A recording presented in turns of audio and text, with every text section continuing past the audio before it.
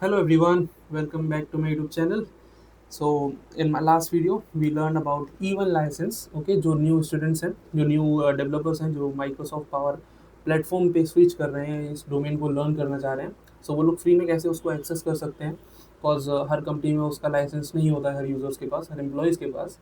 सो उसको हम लोग फ्री में कैसे यूज़ कर सकते हैं. If you want to buy it, how you can do it, वो मैंने एक्सप्लेन किया था इन माई लास्ट वीडियो. अगर आपने वो नहीं देखा है, मैं उसकी डिस्क्रिप्शन में लिंक मेंशन कर दूंगा, आप लोग जाके देख सकते हो. Okay. So in today's video, we are diving into Microsoft Power Apps, the low-code, no-code platform that lets you build powerful business applications without being a full-time developer. Yes, you heard me right. Without being a full-time developer. Okay. Okay. So let's get started. Okay. So my name is Aman, and I'm going to teach you about Power Apps in this tutorial in this series. Okay. So what's our agenda in today's video? So we'll explore the Microsoft Power Apps platform, gaining an understanding of its key components, core properties, and various connections capabilities. As you can see in the list, introduction to Power Apps, what is Power Apps, why we use it. Then we have key components, then data connectors, variables and collections, screen properties in Power Apps, how many properties we have in this. In screens, we'll learn it, we'll see it, we'll review it. Then we have gallery controls, forms in Power Apps, and there are many types of galleries, there are many types of forms, actually three types of forms. Okay, we'll learn it, we'll see in the demo videos, in my coming videos. Then we have Power Apps tips and tricks to enhance your app, how to enhance your application, how to enhance your performance. Okay, how to better your time complexity of your app. Okay, कैसे उसको हम बेहतर कर सकते हैं, user के लिए visibility readability कैसे और अच्छी कर सकते हैं, कुछ out of the box solutions के बारे में हम लोग देखेंगे उस वीडियो में. Okay. So introduction to Power Apps. What is Power Apps? Basically, it is a part of Microsoft's Power Platform, okay, which allows you to create custom apps for web and mobile that connects to your data, whether it's in Excel, SharePoint, Dataverse, or hundreds of other sources. Yes, we have hundreds of other sources also, but Excel, SharePoint, Dataverse, these are common ones, okay, which most of the companies are using right now. Okay, it's a local development platform for building custom apps that connects to your data and work across the web and mobile. Okay, it's a suite of apps, services, connectors, and data platform which provides an application development environment to build custom apps for your organization. The best part is you can build apps visually using drag and drop tools instead of writing complex code. Why we use it? Rapid app development without deep coding skills. It provides integration with Microsoft 365 other services also. Cross-platform support. Then businesses use Power Apps to automate processes, replace manual paperwork, and provide employees with easy-to-use apps, all in record time, from expense tracking to inventory management, and you can create exactly what your team needs. For example, uh, as I told you, inventory management, expense tracking, travel request tool, leave management, or issues tracking tool, right? So we have many examples, as you can understand. Okay. Then we have types of our apps, three types. Okay, canvas apps, model driven apps, portals. So in this series हम लोग canvas apps के बारे में बात करने वाले हैं. We are going to talk about only canvas apps. Okay. But still, what are portals? Portals are like public facing websites that interacts with your data. Then we have model driven apps. There are data models, okay, with a data first approach that builds around your data model, great for complex solutions only. You cannot design your model driven apps from a basic, very basic. Okay. Then we have canvas apps which we are going to learn in this series. इसी के बारे में हम लोग पूरा बात करने वाले हैं. सारा जो उसका डेवलपमेंट प्रोसेस होता है, पूरी डेवलपमेंट साइकिल हम लोग समझेंगे इसकी. Okay. Design apps by dragging and dropping elements on to a canvas. You can design your app freely, just like a blank canvas. You can design it on your own based on your requirement, and there are many functionalities which we are going to learn in coming videos. Okay. Then we have Power Apps Studio, जहाँ पे सब कुछ आप करने वाले हो ना अपने पावर एप्स के साथ. editing, designing, data structuring, everything. You'll get it here. Okay. The main development environment for building Power Apps. It features drag and drop interface, formula bar, property panel. So drag and drop interface, which we are going to do with controls. Okay. Then we have formula bar. It's a no code, low code platform, but yes, still we have a formula bar there.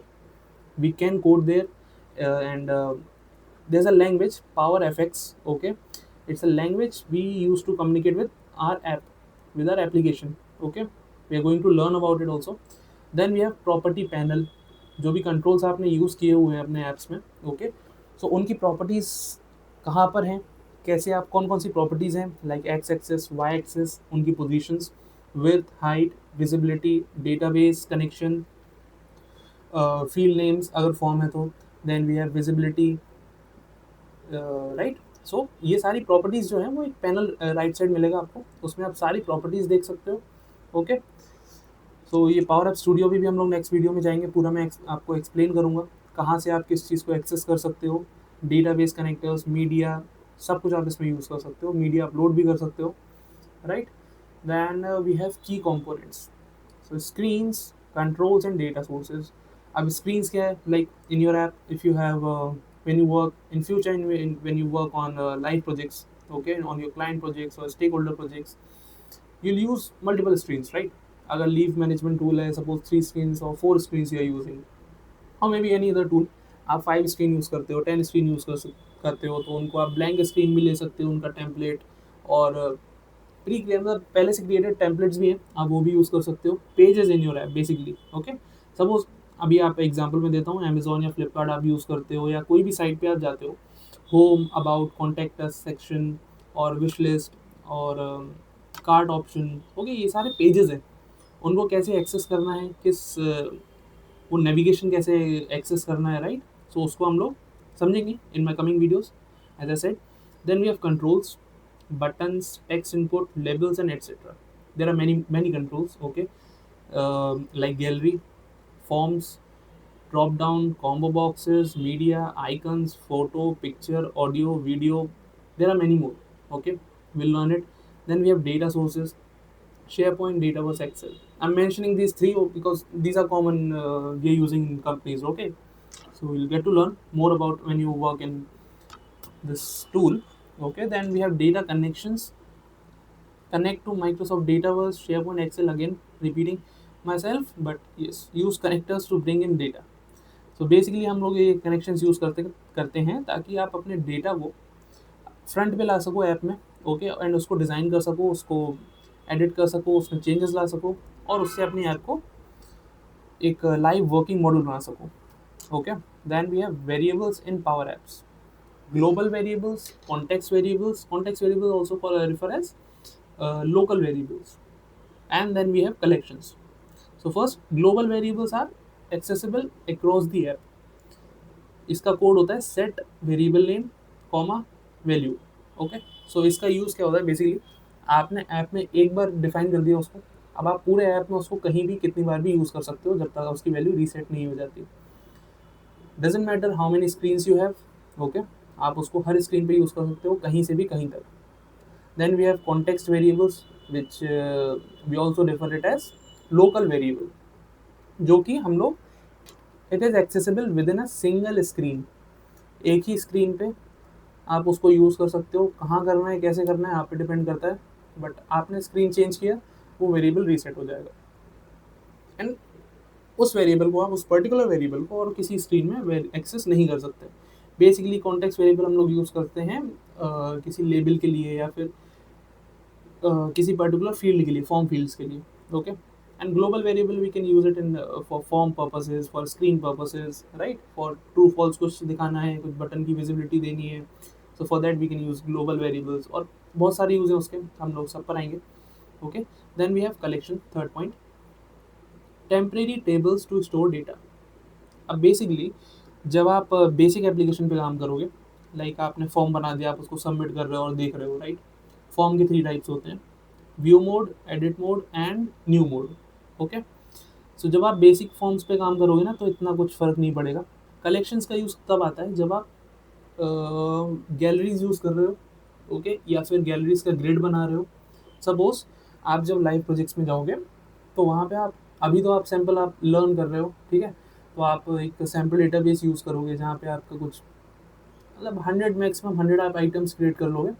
But when you work in live projects तो वहाँ आपको बहुत सारा data मिलने वाला है, right. वहाँ पे आपको like 5000 10,000 may be 1 lakh data items भी मिल सकते हैं। आप उस पर काम करोगे तो उनको जब आप फॉर्म पे डिस्प्ले करोगे ना तो आप डेटाबेस अपने यूज़ कर सकते हो। But when you display that database in gallery form, जैसे आप यूज़र आता है देखने की कितनी रिक्वेस्ट अभी मेरे डेटाबेस में है, कितनी रिक्वेस्ट आइटम्स मेरे ऐप में अभी अवेलेबल है, कितनी रिक्वेस्ट पेंडिंग है, तो उसके लिए आप ग्रिड बनाओगे। उस ग्रिड को आप डेटाबेस से कनेक्ट नहीं कर सकते, कर सकते हो बेसिकली, बट अगर आप करोगे तो आपके डेटा आपकी ऐप को स्लो कर देगा, आपकी परफॉर्मेंस को मिनिमाइज कर देगा वो, right. So for that we use collections. इससे क्या होगा, आपका डेटाबेस जब आपने स्क्रीन लोड की उसने कलेक्शन बना दिया, तो आप उन गैलरीज में उस ग्रिड में उन कलेक्शंस को यूज़ कर रहे हो अब आप। ओके, कलेक्शंस क्या होता है, हर स्क्रीन के चेंज पर ना डेटाबेस तो रिफ्रेश होता है। अगर आप जहाँ जहाँ डेटाबेस यूज़ करोगे ना वो हर जितनी बार उस स्क्रीन पे जाओगे वो डेटाबेस कनेक्शन को रिफ्रेश करेगा, जो कि आपकी ऐप की टाइम कॉम्प्लेक्सिटी को बढ़ा देगा। अगर आप वहीं पर आप कलेक्शन यूज़ कर रहे हो तो आपने एक बार ऐप लोड कर दिया उसके बाद कलेक्शन जो है रिफ्रेश नहीं होता है, वो डेटा आपका टेम्परेरी टेबल्स में आ गया है ऐप में, अब वो बार बार रिफ्रेश नहीं करेगा तो वो एक आपका टाइम वहाँ पे बच गया, right. In some cases we also use external list in drop downs. Suppose आपके डेटाबेस में कुछ चॉइस फील्ड्स हैं, ड्रॉप डाउन फील्ड्स हैं, ओके, तो उसके लिए हम लोग एक्सटर्नल लिस्ट भी यूज़ करते हैं। अब उसका क्यों यूज़ करते हैं वो भी मैं आपको आगे बताऊंगा। सो उस एक्सटर्नल लिस्ट में हम लोग कलेक्शंस यूज़ करेंगे। क्यों? क्योंकि जितनी बार आप फॉर्म ओपन कर रहे हो ना, आपको वो डेटाबेस रिफ्रेश से बचना है, क्योंकि वो आपकी टाइम कॉम्प्लेक्सिटी बढ़ाएगा, आपकी ऐप की परफॉर्मेंस को लो करेगा। We will use collections there, okay, to increase it, to increase our app performance, okay. Then we have functions and formulas. So basically इसके functions थोड़े से एक्सेल जैसे हैं, 100% सिमिलर नहीं है बट येस थोड़े थोड़े। For example, navigate screen to screen. What is screen to? It is a screen name. Suppose you have a screen with name about or contact us or home, okay, so then we'll use navigate bracket open home bracket close. सो ये आप किसी भी button पे दे सकते हो, जैसे आप उस बटन पे क्लिक करोगे टॉप नेव बार में होम पर, आप फर्स्ट स्क्रीन पे पहुंच जाओगे, okay, it will redirect you to the first screen of your app. Then we have second example, filter products price greater than 100। So filter क्या है, यहाँ पे फंक्शन है। Then we have products which is our database name, list name, SharePoint list name, or a database list name. Okay, database connection name basically. Then we have price, which is a column name. Then we have operator greater than. Operator can be anything, equals to, less than. Okay. 100 is a value which we are providing for filter. Okay. अभी 100 है, it's a number value, so we don't need double quotes here. But if we mention any string, okay, suppose if I change this price column to user, okay, so right now what I'm doing is I'm filtering my database based on my name। जहाँ जहाँ user में अमन mention है वो items मुझे चाहिए filter करके इस gallery में। What I will do is filter products user, अब यहाँ पे स्ट्रिंग देने जा रहे थे हम लोग, इक्वल्स हो जाएगा, equals to under quote double quotes में Aman. When we hit enter तो वो जितने भी डेटाबेस है मेरे नेम की, जहाँ जहाँ यूज़र में मेरा नेम होगा वो उसको फिल्टर करके दे देगा। Then we have publishing and sharing. हम लोगों ने पावर स्टूडियोज़ देखा, पावर एप्स स्टूडियोज़, ओके, उसके बारे में बताया मैंने आपको, screens, galleries. Now what, how to publish it, how how you will share it with other users और योर ऑर्गेनाइजेशन, ओके। सो जब भी आप ऐप पे काम करोगे, सेव करोगे, पब्लिश करोगे, then we have to share apps with specific people और द होल ऑर्गेनाइजेशन। ये कैसे करना है, शेयरिंग कैसे करोगे, किन यूज़र्स को करोगे। सपोज आपके पास 100 यूज़र्स हैं, अब एक एक जाके 100 को तो नहीं करोगे, टाइम बहुत लग जाएगा, राइट। तो उसके लिए आप एक ग्रुप बना सकते हो। अगर आपको पूरी ऑर्गेनाइजेशन से शेयर करना है, then mostly organizations have a group ID, okay, all users करके, जहाँ पे उनके सारे यूज़र्स ऐड होते हैं बाय डिफ़ॉल्ट। सो आप डायरेक्टली उनको शेयर कर सकते हो एज अ यूज़र। अब जब आप शेयर करने जाओगे ना तो आपको दो टाइप दिखेगा, दो एक्सेस टाइप होंगे, यूज़र एंड को ओनर। सो को ओनर कौन लेता है बेसिकली परमिशन? जो डेवलपर्स होते हैं, ओके, जो को डेवलपर्स हैं, जो टीम मैनेजमेंट्स है, ओके। सो अगर आप को ओनर एक्सेस किसी को देते हो, they can edit your app in studio, okay, they can make changes in your app. But if you give user access, तो यूज़र एक्सेस बेसिकली होती है क्लाइंट्स के लिए, ऑर्गेनाइजेशंस के लिए, पीपल्स के लिए जो यूज़ करने वाले हैं ऐप को, ओके। वो लोग ऐप में आके डायरेक्ट कुछ चेंजेस नहीं कर सकते, okay. Only developers should have this co-owner access. Others should have only user access. Then we'll learn about some best practices for beginners. Start small with simple apps. For example, you can take a leave management app. Okay. Use consistent naming conventions. Actually, there are many simple apps you can just learn. I'm just giving you an example. Leave management app. It's a simple one. You can just start building. Okay. I'll tell you about how to do it. Use consistent naming conventions. So mostly people जब start करते हैं किसी variables के बारे में, कुछ collections के बारे में क्रिएट करने जाते हैं, हम लोग बना लेते हैं variable A, variable B, collection A, collection one, collection two, B, C, ऐसे करके, राइट। सो उन नेमिंग कन्वेंशंस को यूज़ ना करें आप। Use consistent naming conventions, use a proper naming with a database name, और एक कुछ पर्टिकुलर सेट बना के चलो हमेशा से, ओके। क्योंकि अभी आप लर्न कर रहे हो, अभी आप प्रैक्टिस कर रहे हो, फ़र्क नहीं पड़ेगा। जब आप लाइव प्रोजेक्ट्स में जाओगे ना, when you will deal with multiple databases, multiple list, okay, multiple variables at once, जहाँ आप एक ही स्क्रीन पे 10 वेरिएबल के साथ काम कर रहे हो, राइट। तो वहाँ पे बहुत कन्फ्यूजिंग हो जाता है। एक मंथ बाद, 1 month after deployment, after 2 months और 3 months, when you will get some issues, तब आपको याद नहीं आएगा फिर कि ये कौन सा वेरिएबल था, कहाँ पे यूज़ किया है, राइट।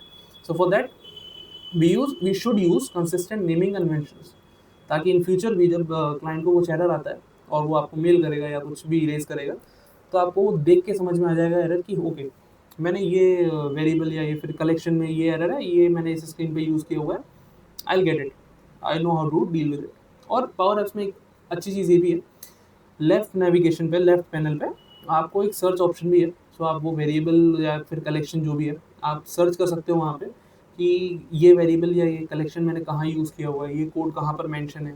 तो उससे आप इजीली एक्सेस कर सकते हो कि हाँ, यहाँ पे एरर आ रहा होगा, यहाँ पे मैं देख सकता हूँ। Then third point is plan your data structure before building. So power apps पे जब आप काम करोगे ना, किसी भी प्रोजेक्ट में in future also when you work in live projects, okay, first start with your database. App पे तो बाद में जाना, आप पहले डेटाबेस अपना रेडी कीजिए, पूरा स्ट्रक्चर प्रिपेयर कीजिए, रिक्वायरमेंट समझ लो क्या ऐप है, क्या रिक्वायरमेंट है, क्या डेटाबेस स्ट्रक्चर होना चाहिए, how many columns they need your client और stakeholders, how many columns, how many types of columns, what exactly types we are using in column types, okay, choice field है, people picker field है, simple single line of text है, multiple lines of text है, date field है, there are many more, right. Calculated fields तो नहीं है, कितनी भी फील्ड्स हैं, जो भी है, आप पहले एक स्ट्रक्चर रेडी कर लो, ओके, आप वो स्ट्रक्चर समझ लो। उसके बाद जब आप ऐप बनाना शुरू करोगे, सबसे पहली चीज़ लाइक आप ऐड करते हो फॉर्म। फॉर एग्जांपल, आपने फॉर्म यूज़ किया, सबसे पहले वो आपसे डेटा बेस ही मांगेगा, वो इतना बड़ा सा पॉपअप दे देगा आपको स्क्रीन पे, एंड आप अगर उसको डेटा बेस नहीं देते हो, आप उसको प्रीव्यू करने जाओगे ऐप में, तो आपको फॉर्म ही नहीं दिखेगा। So it's better to plan your data structure, okay, before building your app. First step है ये। उसके बाद आप जाइए फंक्शनैलिटीज़ पे। आपने डेटाबेस बना लिया, आपने सब कुछ कनेक्ट कर दिया आपके फॉर्म पर, आपके गैलरी पर।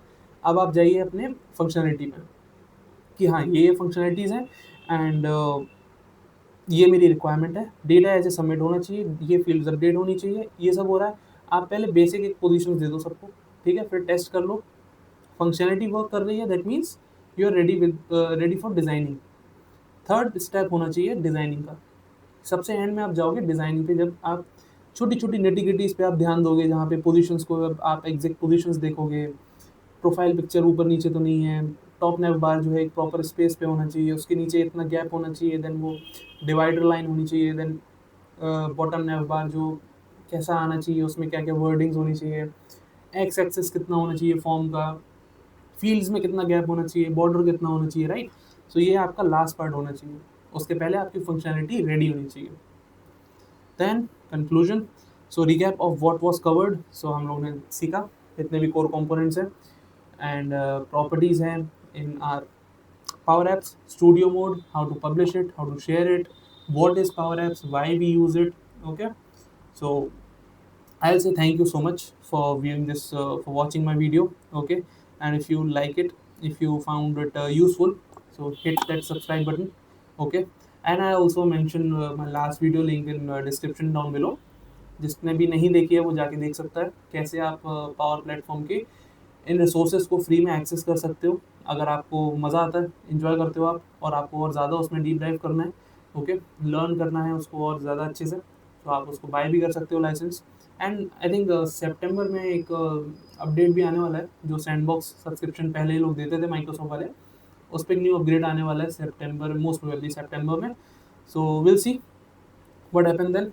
Okay, so till then, keep learning and have fun, and don't forget to like, share and subscribe for more tutorials, these videos. It will help me grow this channel and to reach more public like you. Till then, thank you so much. Enjoy.